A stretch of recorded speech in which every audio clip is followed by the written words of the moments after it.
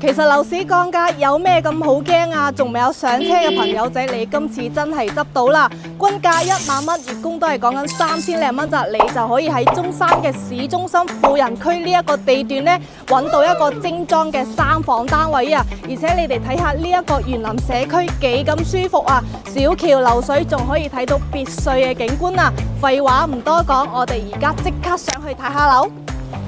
真係1萬蚊嘅單價，你就可以做低呢一套單位啦，帶埋裝修俾你，仲要係中山富人區啊！睇下前邊呢，就係我哋中山東區嘅一個博覽中心，20-30蚊啊，你就可以坐車去到福田口岸啦。